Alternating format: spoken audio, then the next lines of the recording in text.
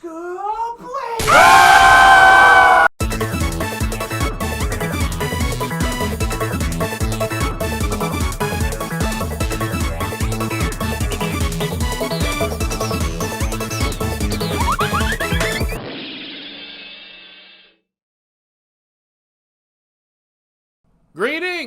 and welcome to That Works, a DreamWorks podcast starring disgruntled externalist, now having written Scott Pilgrim fan fiction, and a spineless asthmatic 29-year-old asthmatic curmudgeon sweeping movie theaters for a living. And this week we also have our special guest returning for another That Works episode. Aleta, say hello to the people again. Hello to the people again. Aleta previously was on our a couple of Dimlets episodes, and last week covered Orion in the Dark with us. And she graces us with her presence once again to cover the fourth installment in the Kung Fu Panda franchise. After an 8-year gap from the third movie, we now have a fourth. And mixed feelings here at the table, mostly coming from over in Aleta's direction. I have feelings about this movie. Yeah, which we will get into. It is one of their big franchises. It's had multiple TV shows on top of the movies, a bunch of shorts. Like, it's a pretty popular one. Yeah, there's TV shows. More than one? Mm-hmm. Yeah, I think there is. There's 2 or 3, I think. Wow. Mm-hmm. And they ran. I think at least 2 of them ran for like 60 to 70 episodes. Like they ran. Like the full Disney run. Yeah, if it was a Disney show. Yeah. It's not. It's just the full Disney run. Yep. It might even be more than that. The whole point is it's not like a one season and done deal. It's like it ran its course. So there's a bunch of context that we'll never know. Mm-hmm. If that at all plays into the current story. Yeah, I don't know. Because I know like the How to Train Your Dragon universe, like all of it is canon. And like that's why one day I'd like to watch the shows and the movies and the shorts like all in chronological order. They're mapping the world. Yep, there's a bunch of stuff, and it all plays into it. So when you hit the third movie, it like ends it. But Kung Fu Panda's still going. When the first movie came out in 2008, they had said they wanted to make 6 of them. Somewhere around the first or second movie, they had said the plan was 6. Mm-hmm. Now they need to get moving because they had an 8-year gap, and there are a couple actors in these movies that are prominent characters that are probably not going to be living much longer, unfortunately. Yeah. So it's like you gotta get moving because they're 2 great characters, and we don't know how much longer we have them. Mm-hmm. And they are very good in this movie. I wish there was more of them, but who voices Oogway? What? Who voices Oogway? I think it's what is his name? Randall Kim, I think. Is he still alive? I don't know. He wasn't in the 4th one. No, he wasn't. Randall Duck Kim. And let's see, using the powerful internet we have down here to look. I mean, he's still alive. Okay. He was born in 1943. Wow. But anyway, so this 4th movie, after we finish the trilogy where Po has fully become the Dragon Warrior, hit that potential, found his identity, worked through all that we saw him work through. My biggest question going into it was, well, what do we do now? Mm-hmm. Which the movie is set up to be a passing the torch, which is good on paper. It really, it's like, oh, that's the natural next step. Yes. And I think it works okay. If the movie focused more on it, it might have actually worked well. But most of the movie, they don't talk about it at all. It's the first 20 minutes and the last 10 minutes. And a lot of the movie, they do the same moving parts as the second one. Yeah. Like that city chase scene is basically the same, except ox instead of wolves. Oh, that's a good point. Yeah. Yeah. So in this one, it's Po has to give up being the Dragon Warrior, which is funny because they waited 100 years to choose. That's what I was thinking. Wait, they waited 100 years to choose one, and now he, for some reason, has to pass it on. That hasn't been established before. Yeah, that was not established before. It wasn't that he was forced. Oogway wasn't forced into it. It was just something they knew They thought that he already had the Dragon Warrior. They weren't going out looking for the Dragon Warrior. They had already 5 very seasoned warriors with them, and they already knew that one of them was probably the Dragon Warrior, so that's why they decided to choose it. This one, I'll talk about it more later. And it's not the worst thing in the world. It's like, okay, if that's the retcon, and it's just because Oogway's been gone, Poe needs to take that role of spiritual leader. That's fine. Poe needs to choose a successor as this role. Okay. Yeah, it's not never really about you established, need to but- pass this on. It's you're replacing Oogway, and this title needs to move. And it's like, if that's the retcon, I'm fine with I feel it. like that It wasn't makes established sense. very well, It though. wasn't established before. And in this, where they say it, it's like, okay, I'm on board because it makes sense. I know what you're doing. I get how the story's supposed to function. He doesn't want to give it up because it is his identity. That's good. They don't really do much with it throughout the movie, and I wish never really they felt did. like there was a real need. It just felt like he was just doing it because Shifu was telling him he needed to, but there wasn't like a real reason for it. It felt I'd like do it if Shifu told me, though. I mean, if Dustin Hoffman came up to you and said, pass on the title of Dragon Warrior, what would you say? I'm Nah. like, so who are we going to pick? No, but like Who would it you just pick? feels very like out of nowhere. Like he just like, you need to do this because I told you so. Like it just doesn't feel like it's enough of a motivation. Like I was watching somebody who mentioned like if they had aged Poe up a little bit, if it had been some years, almost like a Cars 3, if you will. Like it had been some years since he's been the Dragon Warrior and he was starting to age a bit, that would have made more sense to me. But here, just kind of coming out of nowhere when he's still in his prime, he's still doing really well as a Dragon Warrior for no reason, just having to choose the next successor because... Like, I feel like Shifu's enough of a spiritual warrior for the Valley, or spiritual leader for the Valley. Like, I feel like he's... But a good- Oogway gave the staff I was to going to say, Poe. there's even a joke about that. Yeah. No, he chose you. And what is it? And I'm fine with it. I'm fine with it. I'm okay. And at that moment, I still love you, Shifu. But, I mean, he could still be the Dragon Warrior and not, like, take it right away either. You know? Like, I feel like he could still be a spiritual leader and still do the Dragon Warrior thing for a while. I think, to that point, I think that in the writing mind, it's the spiritual leader has to be there for the Valley at all times versus the Dragon Warrior is basically not ever there. Running out doing adventures. Yeah. But I thought the point of that was that he was established as the Dragon Warrior when Shifu gave him that, though. Wasn't the whole point of the last one was that he was fully established as the Dragon Warrior? Yeah. So, like... Kind of. It's more of a... He came... It's like he connected to his spiritual roots and that kind of thing. So when he gives him the staff, that's kind of that moment of succession. It is a retcon now, but it's like, okay, I guess that's how you can read heavy that. of a retcon, though. No. Because he became the Dragon Warrior in the first one. In the first movie, he's the Dragon Warrior. I don't really know where the second one fits into that. Other It's more than just being the best exploring- one. It is the best one. It is just exploring Poe's identity and, like, I guess more of his identity, I suppose. But, and his trauma. There's a video that talked about the trilogy, and it was like the first one is like establishing like Poe accepting himself. The second one is Poe accepting his past, and then the third one is like Poe accepting his role or accepting something. Kind of shows you how the third one drops the ball a little bit, but like those first two are. I know, those two after very such a different big reveal at the end of the second one, too. Yeah. Yeah, how many years do we had to wait before that third one came out? 5. I remember. I disappointment. lived it. Yeah. I remember being in the. I've mentioned it in the Kung Fu Panda 2 episode we did. I was a junior when I watched it in class. Like the last day of school had a sub. We watched it, and then it shows that thing at the end. I was like, "What?" And then we didn't get the next movie until I was like a senior in college or something like that. So that's how long of a time. And then in the fourth movie, they turn him into one of the best characters. So Yeah. Oh, the two dads are the best part. They are the best They're part. so funny. so let's good. be honest about this. This movie exists for this subplot to exist.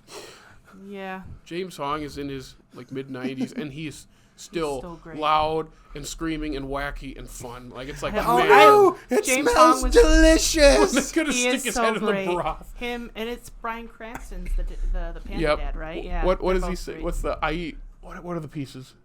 I eat mahjong tiles for breakfast. It is And it spits out his teeth. that whole scene, I was laughing hard. And that's the other thing. It's funnier than the second and third movies. Yes. That was one thing that it has going for it. The second one is not supposed to be funny. The The second third one one sounds is. Yeah.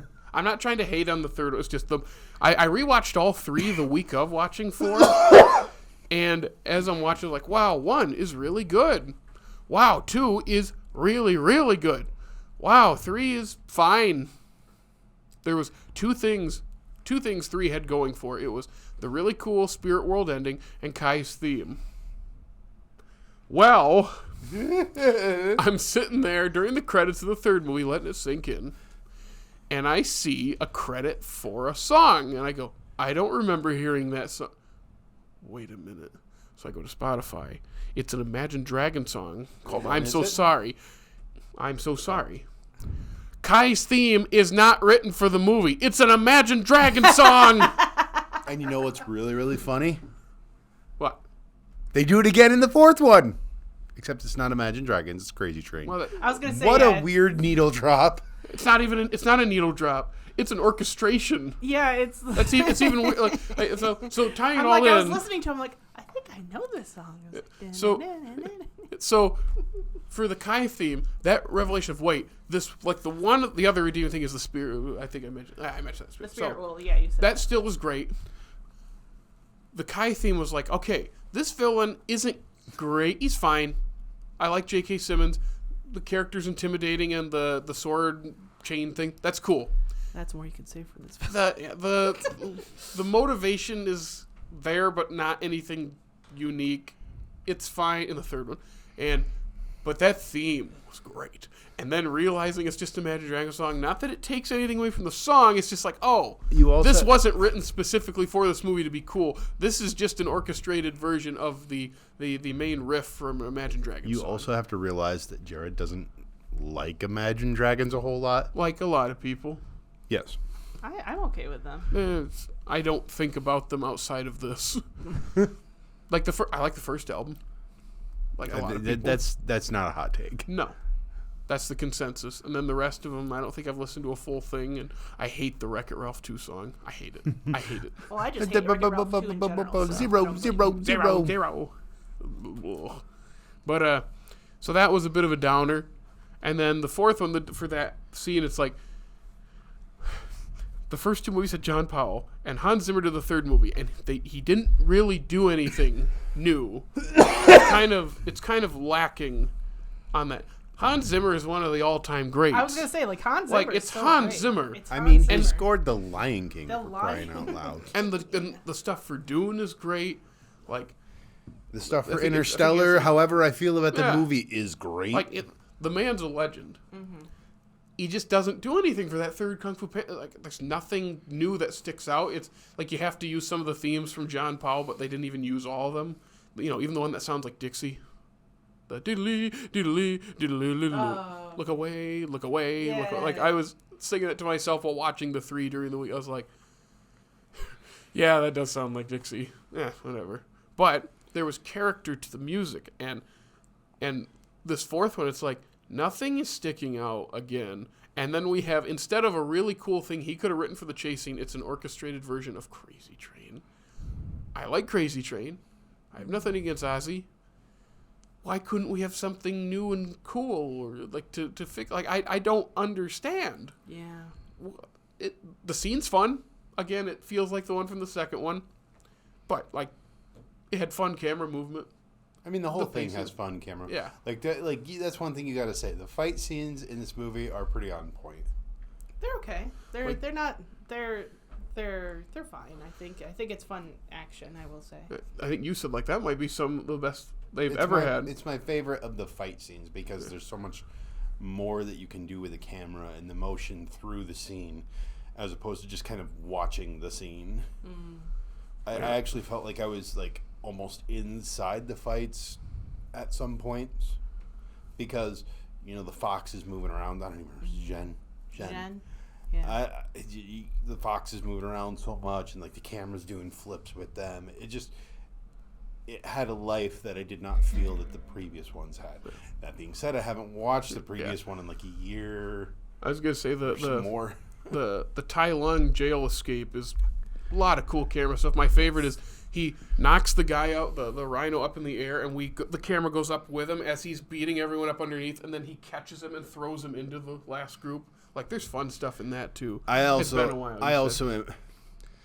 We're kind of skipping around here, but I was also kind of let down by the villain because Tai Lung coming back just in general is such a good thing, and then it's not him.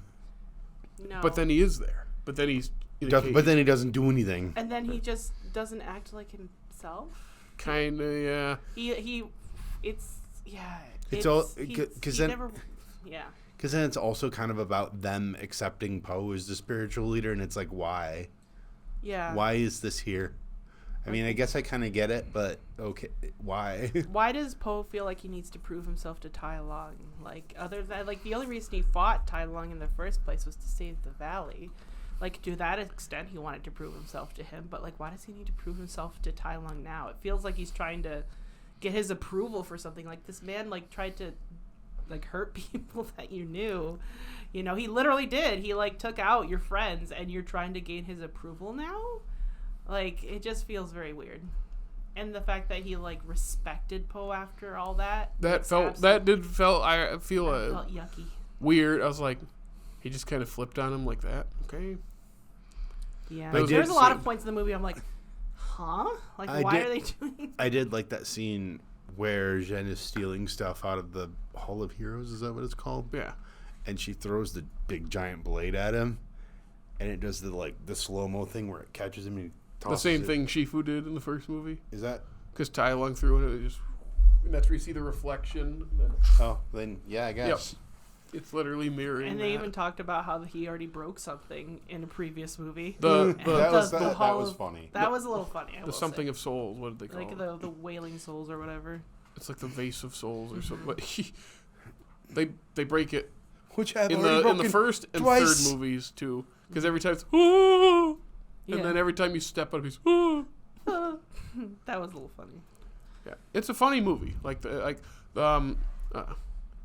Ki Hoi Kwan plays Han, the armadillo. I hope I said his name right. I keep forgetting how to do it. I thought it was great. Ki Hoi Kwan. Ki Hoi. Yeah, I'm looking at it. Ki Hoi. Okay, but he's just naturally funny.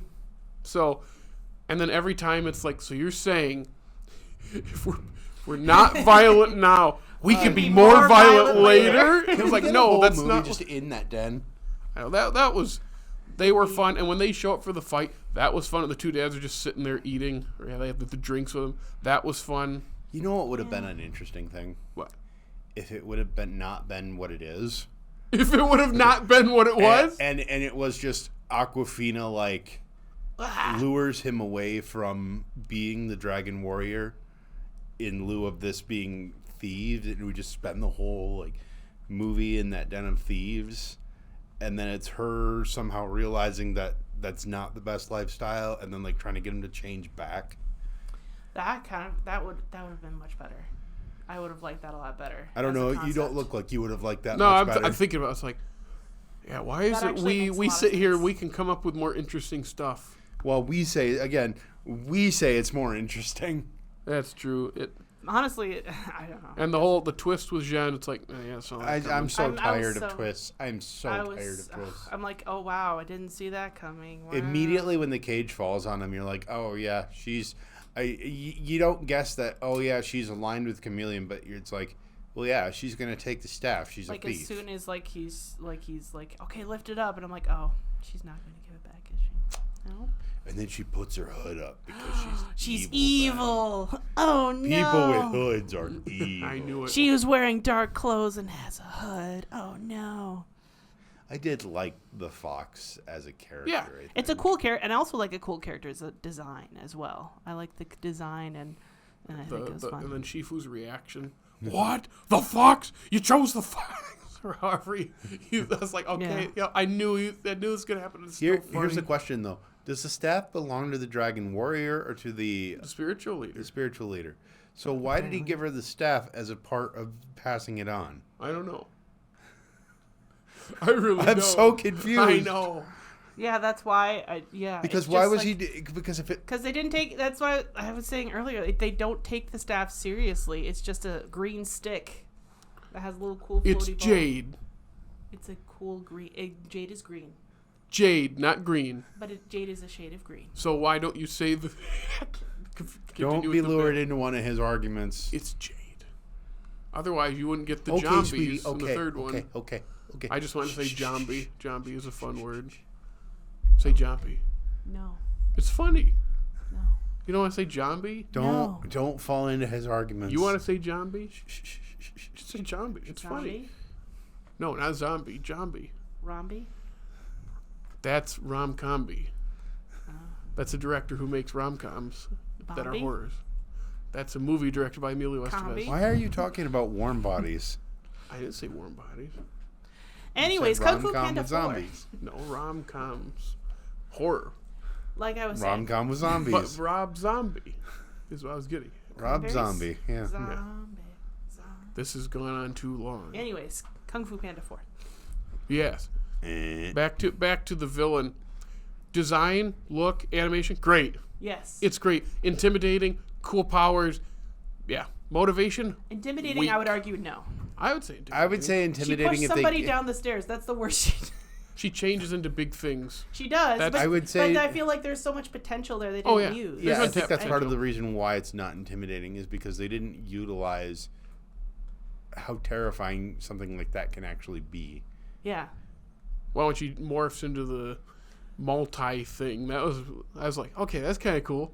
Also, there's an easy way to tell if it's a chameleon. If it's The a chameleon. scales. I was gonna Yeah. say it's the scales. Like if you're somebody who has like one of the animals has fur, I'm like, if they have fur on, they're not the chameleon. If you can tell that that was somebody who once had fur and they now have scales, it's the chameleon. There's an alternate poster of Poe that's got half of his face is fur and half of his face is scales. And I was like, ooh, that's really interesting. Is he like turning into something in this movie? And then it's that. And I'm like, Yeah. They could have played Karma Chameleon too in the movie. And they didn't. Karma Chameleon. See, that would have fit. Again, the look and design power's cool. Motivation is the weakest thing in the world. You don't do anything. It's nothing. It's I want power. I want to take over the city. Whatever was it? It was like Shocking. Juniper City or something. Yeah. I like the name. All the way to the valley or whatever, you know. Yeah, just And the scenes it's in the power. tavern are fun. Yep, the tavern's really Tavern's fun. So the what is it? I like The something bunny. The Happy the Bunny or Happy something Bunny, like that. Yeah. Yeah, there's a lot of good pieces of it. The villain, just like and Viola Davis is a great actor. Yeah. Great. Yes. And I think I was talking to you the other day, like it was either miscast or misused. I think you said I think it's misused. I think it's just Misused, this I character's agree. probably not written with her in mind. We don't know that, but it feels like this was written for someone else who's a little more animated. And so, because the scene I was telling him about is the Blood Moon Rising is supposed to be a funny moment with the villain. Yeah. It didn't feel like that at all. It was nothing. And so when she's like, went on wait, too long. it's taking longer? Oh, well, I'll just do it right now. And I was like, It went on too long for me. it's like it was too long. It's not. There's no timing to it, and her vocal performance in that moment was just bland. It's like this is not written for her. This can't be written for her because there's nothing wrong with her. It's this. I just don't know if this is She who's did the supposed best to play with this. what she had, I will say. But if you cast her, you should change the character to fit her strengths because she has a very commanding presence in things that she's in, like very commanding. But yeah. don't feel that in this. I just wonder, like, who would they have had in mind before that? I don't know. Because again, you can make this a very, you can really ham it up in the villain department with this kind of Yes. but instead even- they tried to go more sinister, but they also didn't lean into it enough. Because I feel like in the second one, Lord Shen, there was times when he was, like, there was still, like, funny moments with him, and he was still very intimidating. They played to Gary Oldman's strengths. They knew how to make him intimidating, but also, like, have, because, like, when he's telling him to move the cannon, he's like, a little more, like, and he still continues his speech, and then a little bit more, what Lord Shen? And he, you know, it's like, the comedy isn't him just breaking out into a joke, it's literally, like, just part of the personality. Or, like, him The more I interacting think with who's the fortune teller lady? It's literally the soothsayer. The I think is the soothsayer, name. that's what it is. Yes, him interacting with her. There's some humor there as well. When she's chewing the his robe or silk or whatever, and he had to keep yelling, "Would you stop that?" Again, playing to Gary Oldman's strengths. Yeah. They do it, J.K. Simmons as Kai, they play to his strengths. Yeah. Not as well as the others, but still good. And then, of course, Ian McShane as Tai Lung is great. And there's not really that much comedy from him. It only gets funny when he fights Poe because he's this super serious person who all of a sudden is having to fight someone whose style is like nothing else anyone's ever seen. I also did laugh pretty hard at the floating head gags. That was Floating head. in the fourth one where Poe is trying to interpiece, doing an interpiece thing, and then all the floating heads, and it just overwhelms. I'm like, okay, but when it happened to Shifu, I was laughing. Yeah, that's primarily the one I'm talking about. I don't know. A lot of these jokes didn't hit for me. I don't know what it. Maybe I was just because I was frustrated with the It movie. is. So. I think we're probably getting on franchise fatigue. Yeah, here. it's because when you watch the first one, you're like, okay, it's mostly fat jokes. Works. The second one has significantly less humor, but there's still a decent amount of fat jokes. The third one, we have a whole village of fat jokes. And I've met people who that's their favorite one, and I don't understand. I mean, I feel like that's charming in its own pretty way, soon you're but gonna meet people. I feel Sure, like if you're one, 5, sorry. But I this just get one, it's annoying. Yeah, that's fair. That's fair too. You know what? But this one, I'm just like, I feel like Jack Black has kind of lost his charm with this character a little bit, and I'm just kind of tired of like all these like retcons and all these things that don't really connect back to the other ones, or they try to change things from the other ones, or things that just don't make sense to me, or all these different things, and it just gets frustrating. So the jokes, even though they might have been fine, I just didn't really hit for me.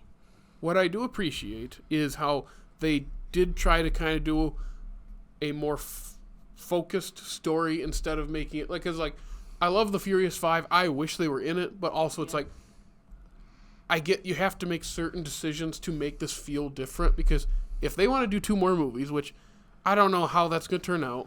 I don't have high hopes after this, even though I do like this. It's like I don't know what else they're going to do for the character. Do you know someone? Having them back would be nice. Do you know someone else who might be? I didn't even know that they'd make a reappearance in the series, but they might also not live long enough to be in all 6 movies.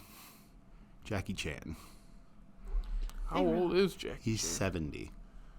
Which They relatively really is use not him that that old. I But was gonna say they didn't use him that much. I was gonna say either. because he's Monkey, right? But he doesn't really do much even as Monkey. Like he has like very. that is one thing I did miss is all the different voices for those characters. Like I missed those. Yeah, like I said, I missed them, but it's I like, did enjoy the what was it? The bird became the Crocodile King or something like that. I'll explain later. Yep. I wonder if that connects into the TV show at all, Or one something, of the TV yeah. shows, like that must have been. I wonder if any of those were connected back. And the Maybe that's mantis trying to That's the survive other like, connects to a line from a previous movie where it's like, I think it's the second one. Just meet a nice girl and let her eat my head or something like that. Because that's the other thing when we were talking about the villain, like you were saying, the motivation is weak. Because like It's her whole even motivation, weaker than Kai somehow. because it's like. Because she's saying that she was rejected from these kung fu masters because she was too small. But then I'm like, what about Mantis? What about Viper? Like, they're obviously, like, they obviously exist, so that doesn't seem like a good reason for her to not, the motivation doesn't make sense. You have an excuse to do a prejudice based thing That's because kind of what I she's thought they were different. going to do. And it's like it's right there. Like make it how because of who she is, she was rejected, and that made her turn. Because we've not look at the villain backstories we've had are Tai Lung was kind of built into something that he wasn't ever going to be, so he got his hopes up and that crushed him. Makes sense. Shen was told his destiny, went out and basically fulfilled it while trying to not have it happen, committing genocide. Yes. Like, that's how, that one is just, how destiny plays into all that, and being terrible kind of catches up with you. And then Kai's is less interesting, but it's basically like, he was power hungry, Oogway imprisoned him, he wants revenge. It's like one step above Chameleon, because Chameleon's is just, I got rejected, I want power. And not even, like, the rejection thing, I didn't even realize at first. I was like, oh, That was like one line and a throwaway line at that. Because, like, Jen even says something like, oh, like, you're actually a decent person, unlike some of the masters. I'm like, I was waiting for, like, because it would have been kind of a cool angle for, like, maybe you saw some of the Kung Fu masters in Juniper City, and you see how they're corrupt, and maybe you could get angry at them for saying, hey, this is not what this is supposed to be. Like, it's supposed to be a place where, it's supposed to be a thing where you can, like, learn and grow, and he could talk about his own story with being rejected at first, but then eventually being, like, accepted in, like, for who he was. Like, that would have been a much better story and a much deeper motivation, because then you could see that both in the chameleon, like, you could see the two ways it ended up, with chameleon, like, rejecting that maybe and just going towards power, and then Jen seeing that in Poe and going, like, with that and being willing to be more accepting of that, and, or, you know, whatever they want to do with that. But yeah, that's a good point. Like, the prejudice angle could have worked really well for this movie. Now, I will always mention we're just three people nowhere near the industry, you know, hindsight looking at it. But it always makes me think about, like, a lot of the industry is who you know, get you into spots, and it really is mostly the same creative group for, like, DreamWorks. It's the same creative group creating the same things. You get tired. You're constantly, like, once you finish a project, you're jumping into the next one if you've not already started it. And when it's the same group and you're constantly on the clock and you're constantly having to come up with stuff, it happens. We can sit here not having the deadlines and the stress, and we can, and this applies for even stuff that I've gotten hard on in this series and other series. It's like, but at the end of the day, it comes down to there are deadlines, and there's a team of you that have to agree on stuff, and often the best ideas don't get picked because the group doesn't agree. Well, I mean, that, I don't know if I've already said it in this episode, but that plays into what I've been saying since I watched it. The studio slapped the creators, whatever the team was, for Kung Fu Panda 2. They slapped them, and they've never gotten back to that. I would guess that they've never genuinely told the story that they wanted to tell. Yeah. Because they got slapped. It's got to be Katzenberg said, hey, good movie, but too dark. Not as many people want to see it. You got to make it funnier. You got to make it, more kid friendly, and that's why that third movie is let's go to Fat Village and eat things for an hour and a half. Yeah. So it's just that's what happens when you have creativity by committee, which most TV shows have anyway. Like, you have a writer's room for stuff like that, but. Yeah. That's when you have that many people, however many people, and here we can say that because we didn't have to deal with making it. Because, you got to get all this locked down before you start putting it together. So it's like, when you get to a certain point, it's like, wow, that would work better, but we just don't have time or resources to change it.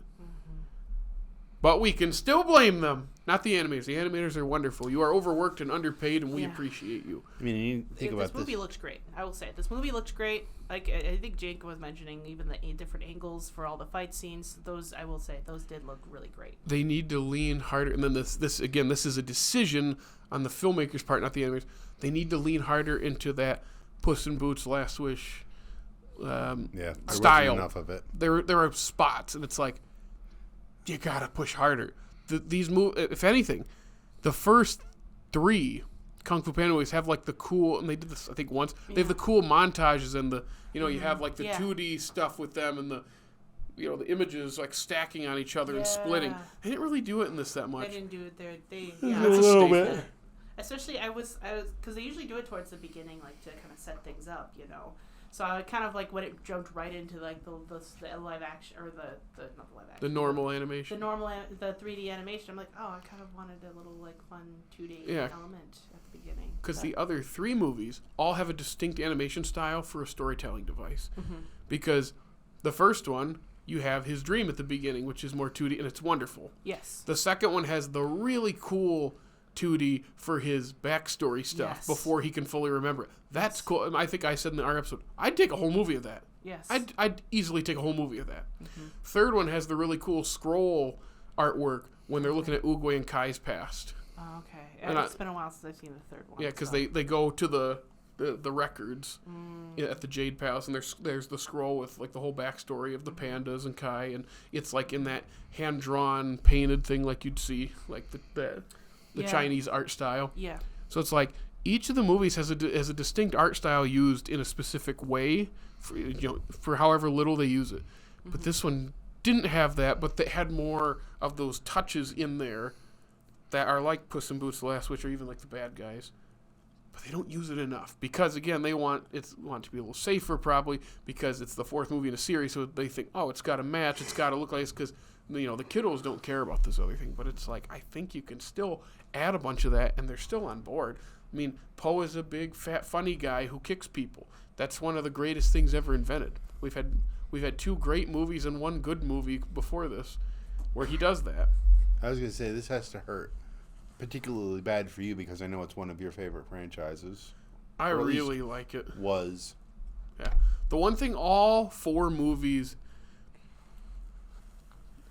I think it's all 4 I said, at least the first 3, the pacing is so fast that they don't let things breathe. I noticed it on this rewatch where, especially the first 2, the third one moves really fast, but because we're at Panda Village so much, there is some breathing room. Those first 2 fly so fast, there's just not a lot. I would argue they're constantly moving in the first 2. Yeah. There is a little bit of breathing room, like when he's, when Poe is with the soothsayer and, like, he gets to work through all that stuff. And that's, like, the one scene. Yeah. So Everything I feel else like it's enough that it still feels like he's still working through everything, and I feel like that's part of what makes 2 so great, is that he has that moment to just sit with and deal with his trauma. But yeah, I especially feel like this one, it's very fast, and then a lot of the comedy undermines a lot of like the things that could actually be go deeper. It's very the marvelization of media, you could say. Yeah. Let's follow up a serious moment with a joke to let you know, oh, hey, but remember, we're still having fun. We can't get too serious. Wink, wink. Barf.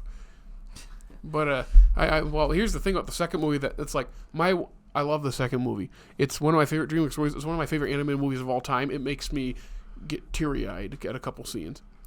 The pacing is what gets me. Like, that's my one big thing is, like, there are moments where they are just flying. I think we hit the credits before the 90-minute mark, whereas the other movies go past it a little bit. Like, we are flying in that second movie.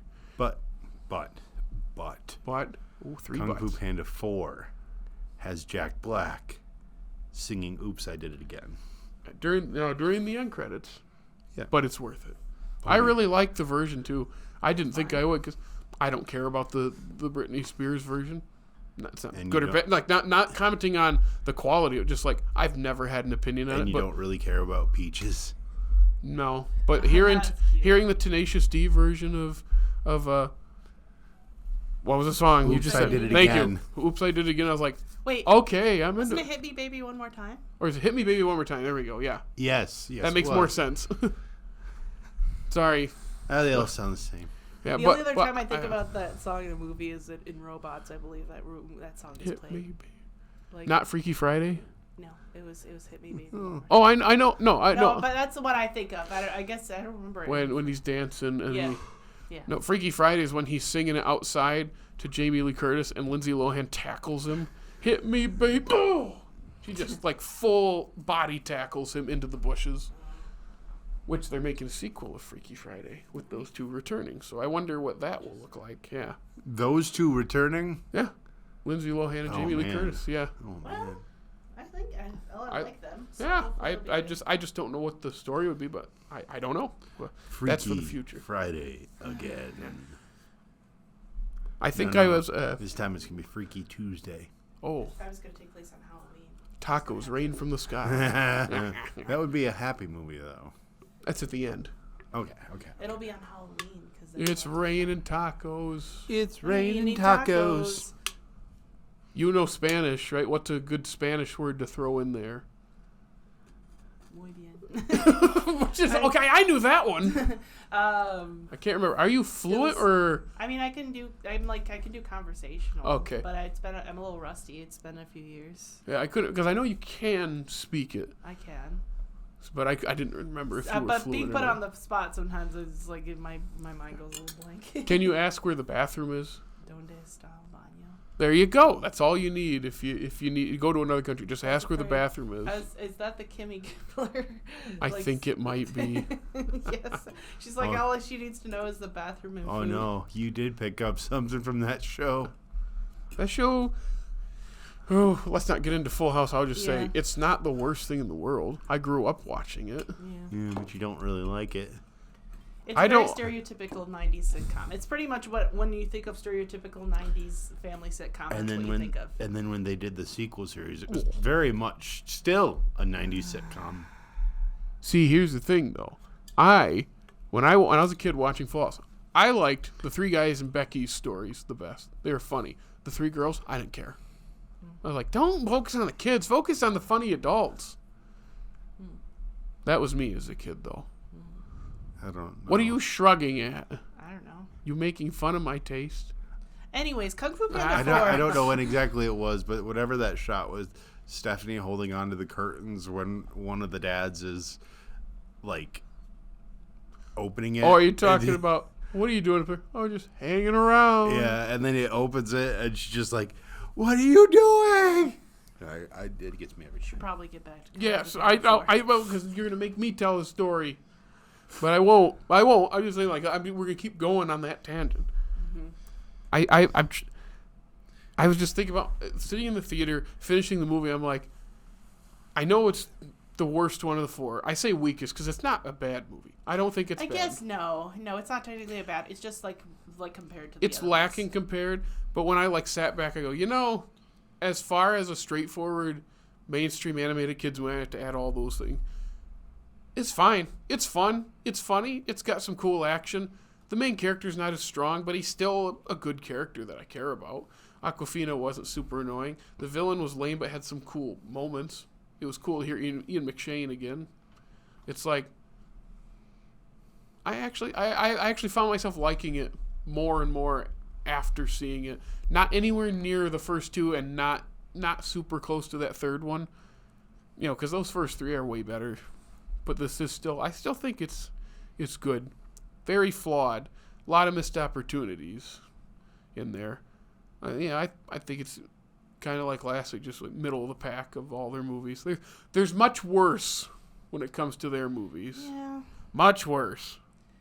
I guess, because we were just talking about this recently.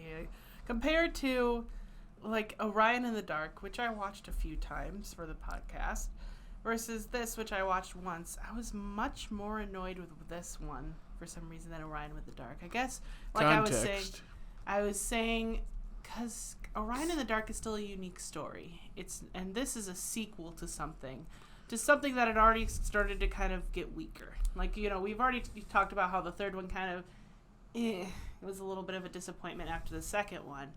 So now watching this, and it's still like retconning things and things just not hitting as well for me, versus Orion in the Dark, which isn't a perfect movie by any means, but I still loved all the creativity that was put into it. And I think, I guess for me, I would love to see more of the movies like Orion in the Dark as opposed to Kung Fu Panda 4. Original. So maybe ideas. that's why. I'm more salty towards this one than maybe Orion in the Dark. You have history with the franchise. That's the other thing. It let you down, as opposed to if it was a standalone thing. Yeah. How would we be talking about it? Because you have And to play the also, like, comparison game. Disappointing does not necessarily equate to bad. It tends to hinge on It's not- preference. Yeah, kind of like what he was saying. It's not bad. I guess it's weakest of, like you were saying, it's weakest of all the Kung Fu Pandas. But I guess compared to like the general DreamWorks lineup, it's not the worst. But It's got a lot of good things going for it. I wish they took advantage of other things, and it's doing well enough that they will probably make another one. I don't know how long it will take them, but we'll see. In recent news, 7 years. yes, in recent news, they are letting go of like 40 to 50% of their staff because they are outsourcing animation to other countries. yeah. So Well, the they don't have to last worry about unions or Yep. like actually treating Yep. people well. So the last like homemade, as people say, homemade DreamWorks movie will be The Wild Robot later this year. Because then everything next year. Oh yeah, I'm excited to see. Great. Yeah, but the subsequent releases will then be stuff that are being outsourced more than, because outsourcing has always been a thing in animation where you send parts of it or big chunks of it to other countries' studios, but it sounds like big layoffs at DreamWorks. It's really sad. Yeah. Which again, like we were saying earlier, like we're not, like if we're talking about the movie itself, we're not saying anything bad against the animators, because the animators obviously did a very good job with this movie. Yeah. And so I feel terrible about that, because animators work so hard to make such beautiful things, and yet they get treated so poorly. Yeah. And then, like, it's just such a weird direction for DreamWorks, because not last year before, 2022, me, Jake, and Dickie were talking, like, this is exciting. We had Bad Guys and Puss in Boots 2 be, like, both very unique and very cool, stylized. Like, this is helping what Spider-Verse broke through with and what the Peanuts movie started in the mainstream of stylization in computer animated movies.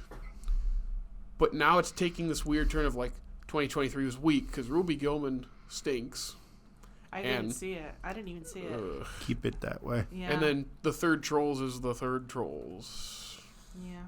It only made like $200 million, though. I don't think it brought in what they thought it would.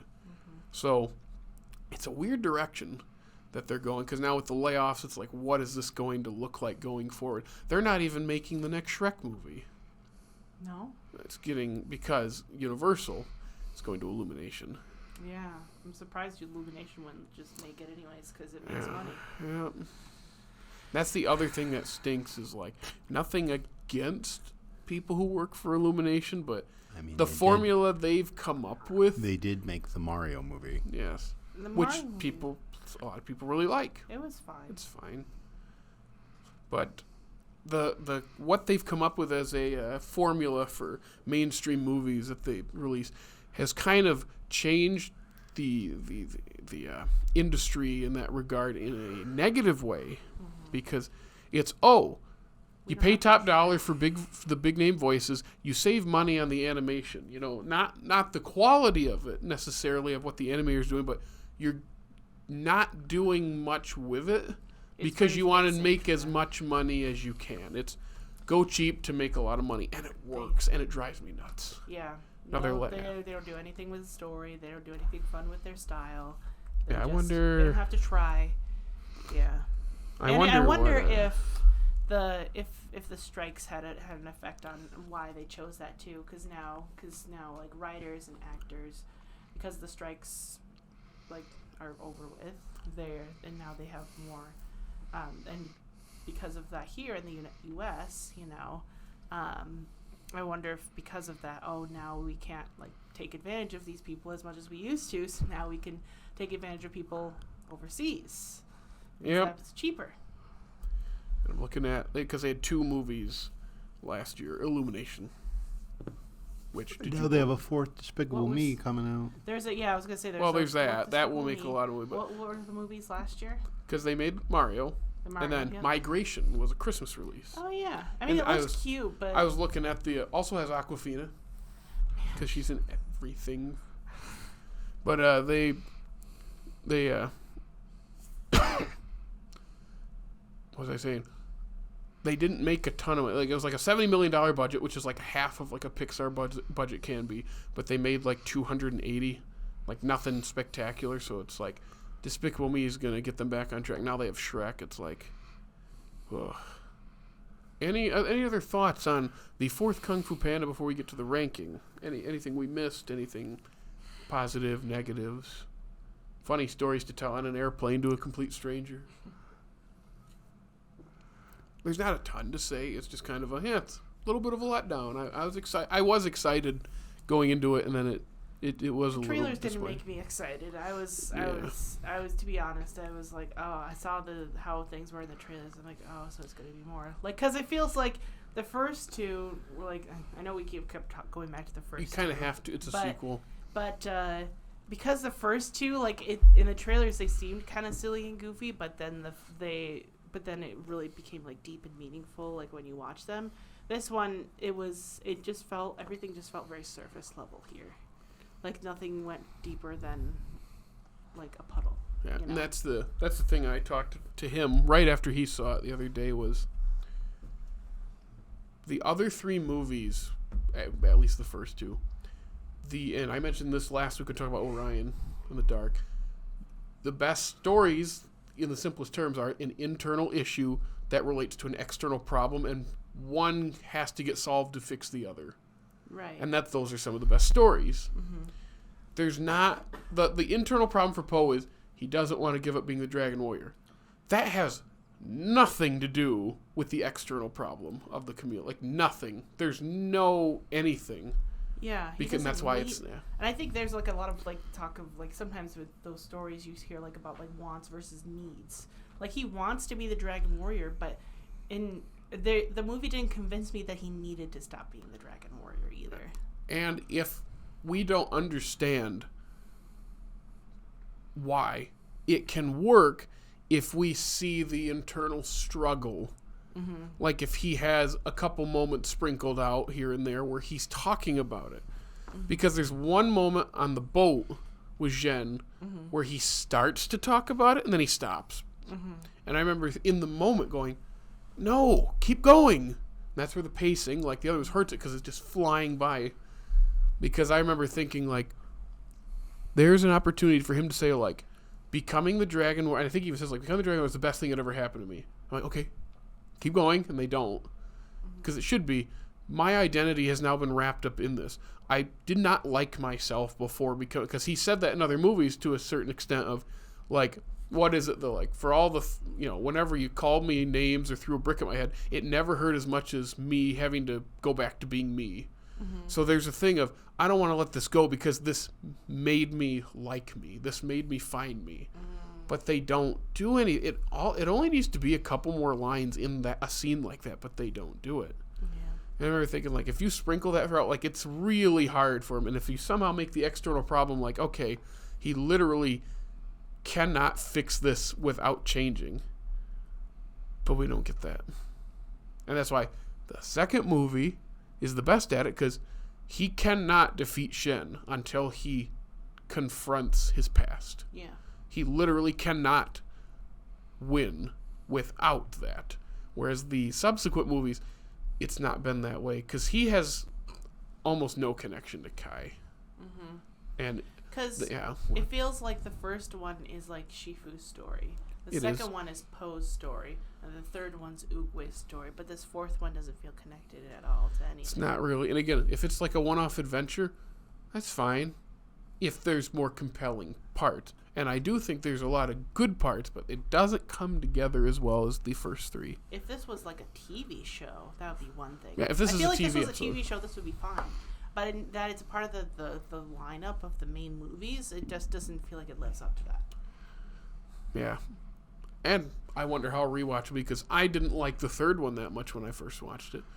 Because, first one came out when we were younger. I remember you seeing it and telling me and my brother about it. Oh, really? You're like, it was wicked awesome. You said that. I remember that. You were so excited about it. And then when we got it physically and watched it, I remember being like, this is great. And then the second one comes out. I'm older, and it's like, this is great. And then I was in college by the time the third one comes out. And I think it was on streaming when I got to, like, Netflix or something. Mm-hmm. And I'm sitting there, I'm like, I'm laughing here and there. It's the same characters. I'm not feeling it. It's just, it feels like a step down, which it is. And then watching it a couple years ago for this podcast, it was like, there's more value here than the first time I watched it. Maybe because I was so focused on, like, why does this feel more childish? Why is this going for the big laughs and not anything internal? And then the ending happens, you go, okay, that's a good ending. But when I rewatched it, I was like, okay, there's more to it. This third watch, it's like, I still give it a lot of credit. There's still a lot of good stuff. It's my least favorite of those first 3 easily. And now with this fourth one, it's like, yeah, this fourth one would be the least favorite. But I don't know. I had fun at least watching this fourth one. I don't have as much fun watching the third one. Yeah. I don't know why, even though it's better than this one. But I had more fun with this one for some reason. At least one watch. I don't know how rewatch will affect it or how time will treat it. Yeah. So that's my spiel there about Kung Fu Panda. Yeah. And I pretty much said what my thoughts are. Anything for you, Jake? I don't have that many thoughts about it. So I'll turn my screen again, just like last week. So we're gonna we start at the B line like we usually do, because unless it's like, whoa, we start at the B line again, like Bad Guys. We almost shot directly to the top 10. Whereas Puss in Boots, we did go to the B line, but it went up pretty easily. Yeah. So I think it's above the B line. I don't. I think it is. I do. I think it is too. Because I think B movie is not a good movie. It's a fun movie. Okay. But it's bad. But I'm not putting it above Shrek Forever After. Me personally, because I don't know. I think that's a better fourth movie than this as a fourth movie. I didn't think about it that way. I know he likes it, but he's not a giant Shrek fan. That fourth movie for Shrek did get better on a rewatch. I feel like it really respects the franchise better than this movie respects the franchise. I didn't think about it that way. In my personal ranks, I had Kung Fu Panda 4 above Orion, but I think after discussing both, I think Orion is better. Yeah. Like just thinking about it more, because I watched it like a week and a half ago. Yeah. So, and you watched it a couple days ago, and you said it was this weekend or the weekend like before? it was like Friday. I watched it. Gotcha. So, relatively fresh. Mm-hmm. So it's all sitting in our minds fresh. So, now that I think about it, yeah, Shrek, the fourth Shrek, I think is a better fourth movie, because there's internal stuff with Shrek that we don't get in the other Shrek movies that actually gives us an insight into him more. That I think, and it switches up the story. Yeah. It's not great. It's good. It's not perfect by any means, but I think plus Fiona has more of a part in this than she has in the previous movies. And it's better than that third movie. Yeah. Way better. Way better. Yeah, so in that case, I'm just cuz and in that movie like you were saying, like he needs to deal with the internal stuff before he can move on and really help Fiona in reality in that movie. I think it's just above the B line then. What? Any pushback, Jake? I mean, I like it better than Shrek Forever After, but I'm biased towards that. That's right. Opinion. So I don't think I like it as much as I like Mr. Peabody and Sherman. Right. It's certainly not as fun as Mr. Peabody and Sherman, at least for me. Yeah. No, I agree with that. I think Mr. Peabody and Sherman is more fun. So yeah. So we're putting it at 27. Yeah, that works. So the B line moves down again. Well, come on. Mouse. Whoop. 27. Let me type that in. All right, so we're putting Kung Fu Panda 4 at number 27. Orion in the Dark last week, as you know, is 23. So this year so far, we've had 2 middle of the pack. Last year, of course, we had 2 bottom half. Where did we put Ruby Gilman 39th out of now? Well, now it's 47. How did we end up with Troll Band Together below that? I pushed for Trolls to be higher. And you both, not you, I'm pointing at Dickie's seat. Dickie, yeah. Sorry, projecting. Didn't agree. And I was like, okay. But anyway, that's where it's going on the list. And I mean, when the year before you have number 10 and number 21, but still like top half. It was a good year for DreamWorks. Mm. So. Any other closing thoughts before we send it out? Man, just looking at where the bad guys are on this list, it just reminds me Awkwafina's also in that. Yep. It just reminds me what a breath of fresh air it was to this. Like we've been talking about. I am getting a bit of Kung Fu Panda franchise fatigue. I wasn't as annoyed. It wasn't an annoyed feeling like it was for you guys, it sounds like, but for me it was just kind of like I'm just tired of it. Yeah, it's kind of the same shtick. Yep. Yeah. But yeah. Skadoosh. Skablam. Anyway, you wanna You wanna? I'll do the. They do the shout out. So Aleta, where can they follow us, listen to us, and all that stuff? Well, if you would like some more Off Slate media, you can find them wherever pods are cast, either on Apple, Spotify, Google, or YouTube, or you can check out our socials, which is Facebook, X, formerly known as Twitter, Instagram, and funny TikTok. Hopefully, it won't get banned. Yeah, if you like to check up with us, or I guess I shouldn't say us. It's Off Slate Media. Off Slate Media. Yes. Yeah. Alrighty, thank you. So that thus concludes another installment of That Works, a DreamWorks podcast. We will see you in a couple months on this series for The Wild Robot. Take care, everyone. Bye.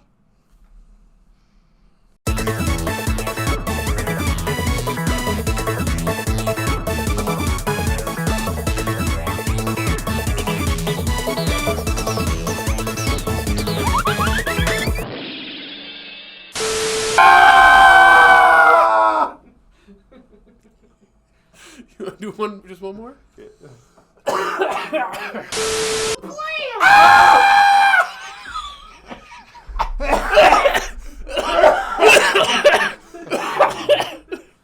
hurts. The slash ringing. I am just touched that you would dress up like a homicidal maniac and stand on the other side of the street just to entertain me. You must really like me. SpongeBob, there's two things wrong with your theory. One, I hate you. And two, how can that be me when I'm standing right here? Oh, she could have been Grace or Majesty or Debbie. You didn't do the thing. What? Rated whatever. Oh, yeah. Do the thing. The thing? What, rated PG? Do it. I just did. Point. You got to point. I did. Like that. And you got to go like this. Rated PG. Rated PG. There you go.